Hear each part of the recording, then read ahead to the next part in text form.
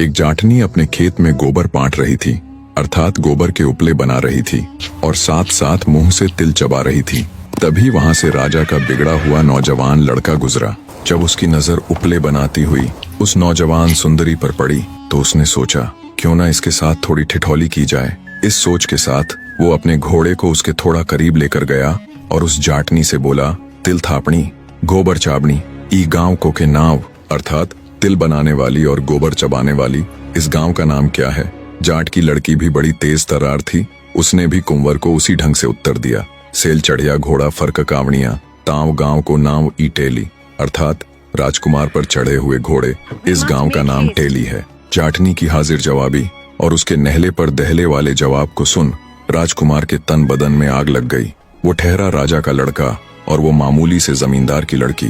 गुस्से से लाल पीला होता हुआ राजकुंवर जाटनी से बोला, तेरी ये मजाल, तू राजा के लड़के को उल्टा जवाब दे। मैं तेरे साथ ऐसी कहानी करूंगा कि तू सदा याद रखेगी कि तेरा पाला किससे पड़ा था। मैं तुझसे विवाह करूंगा और चौथे फेरे में ही तुझे छोड़ दूंगा। ना तो तू ब्याही रहेगी और ना कुंवारी। इतनी बात कह कुंवर वहां से जाने लगा। अब जाटनी उसे ऐसे कैसे जाने देती। उसने कहा, रुक राजा की घमंडी औलाद, अब मेरी भी बात सुनता जा। तू बड़ा राजकुमार बना फिरता है ना। अगर तेरे ही सगे बेटे से तेरा काला मुंह करवाकर, तुझे 7 जूते मरवाकर तेरे इस घमंड को चूर चूर ना किया तो मैं भी असल जाट की औलाद नहीं। जाटनी की बात सुन कुंवर चुपचाप बिना कुछ बोले वहां से चला गया। राजमहल लौटकर उसने खाना पीना छोड़ दिया और अनशन करने लगा। इकलौते बेटे के अचानक बदले इस व्यवहार से राजा और रानी बहुत परेशान हुए। उन्हें समझ नहीं आ रहा था कि क्यों कुंवर ने अचानक खाना पीना छोड़ दिया। जब भी वे उससे इन सब की वजह जानना चाहते तो वो हर बार बात को टाल देता। राजा इसी सोच में परेशान बैठा था।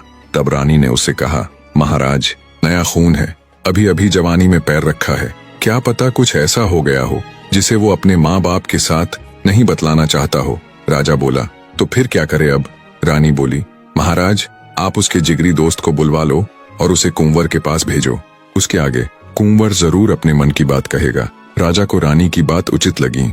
अगले दिन जैसा रानी ने कहा राजा ने वैसा ही किया और कुंवर के खास दोस्त को बुलवा उसे अपने बेटे की हालत से अवगत करवाते हुए उसके पास भेजा। कुंवर के जिगरी ने जब उसके पास जाकर उसकी इस व्यथा का कारण पूछा तो अंदर ही अंदर घुल रहे कुंवर ने उसके आगे सब उगल दिया और उसे उस जाट की लड़की के साथ घटे पूरे वाकया से अवगत करवाया। पूरी व्यथा जान उसका जिगरी दोस्त बोला, अरे मेरे यार, इसमें इतनी टेंशन लेने वाली क्या बात है भला। मैं अभी आपके पिता यानी महाराज के पास जाकर इस समस्या को हल किए देता हूँ। जाट की लड़की के साथ हुई पूरी घटना राजकुंवर अपने जिगरी दोस्त के सामने कह सुनाता है और कहता है, उस मामूली सी जमींदार की लड़की को मैं चुनौती तो दे आया कि मैं उसे बीच विवाह चौथे फेरे में छोड़ दूंगा, पर मेरी अब ये चुनौती पूरी कैसे होगी। अपने राजकुमार मित्र की बात सुन उसका जिगरी हंसता हुआ बोला, अरे मेरे यार, इतनी छोटी सी बात के लिए तुम खाना छोड़कर अनशन पर बैठे हो। तुम चिंता मत करो, मैं तुम्हारे पिता यानी महाराज से अभी बात करता हूँ। कुंवर थोड़ा चिंतित होता हुआ बोला, पर मेरे पिता हमारे इस कुकृत्य में शामिल क्यों होंगे भला।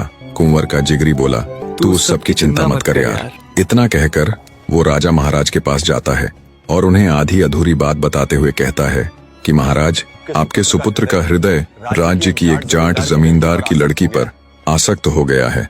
बस उसी के चक्कर में वो अनशन पर है।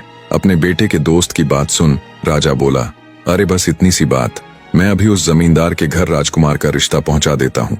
इस प्रकार राजकुमार का जिगरी दोस्त उसके पिता को आधी अधूरी बात बताकर मना लेता है।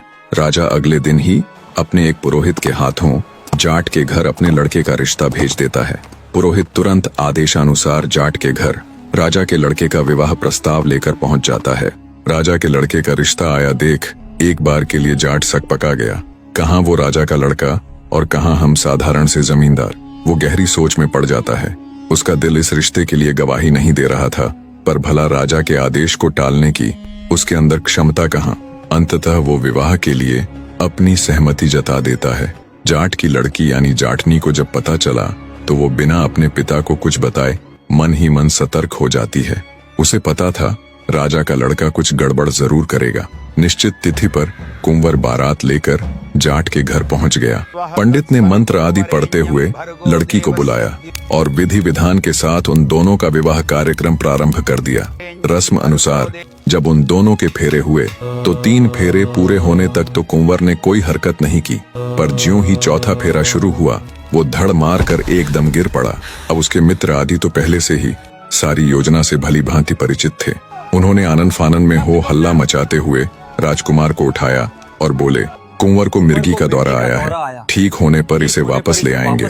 इतना कहते हुए उन्होंने कुंवर को पालकी में लिटा दिया और शादी के बीच ही उसे ले गए। इधर जाटनी भी पहले से ही सतर्क थी, उसे कुंवर के मंसूबों का अच्छे से पता था। चौथे फेरे के दौरान जब कुंवर बहाना करते हुए नीचे गिरा और ये सारा झमेला हुआ, उसी दौरान उसने चुपके से कुंवर की कटार निकाल ली थी। उनके जाने के बाद जाट की बेटी ने राजकुमार की कटार से बाकी बचे हुए फेरे ले लिए। इस प्रकार विवाह संपन्न हो गया। अब बदले की बारी उसकी थी। बने रहे। जाट की लड़की को धोखे से विवाह के बीच में छोड़ राजकुमार राजमहल लौट आता है। वक्त बीता, पर कुंवर अब उसे लाने के लिए क्यों जाने वाला था भला? उसे तो बस अपनी कही हुई पूरी करनी थी। जाट की भी इतनी हिम्मत नहीं पड़ी कि वो राजा के सामने जाकर अपनी बेटी के साथ हुए इस अन्याय की गुहार लगाए। जाट की बेटी दिन प्रतिदिन गहरी चिंता में सूखने लगी। अंदर ही अंदर उसे ये बात कचोटती रहती कि राजा का लड़का तो उसे बीच विवाह छोड़कर अपनी कही बात पूरी कर गया। अब वो अपनी बात को कैसे पूरा करेगी? आखिरकार जाटनी ने भी एक योजना बनाई।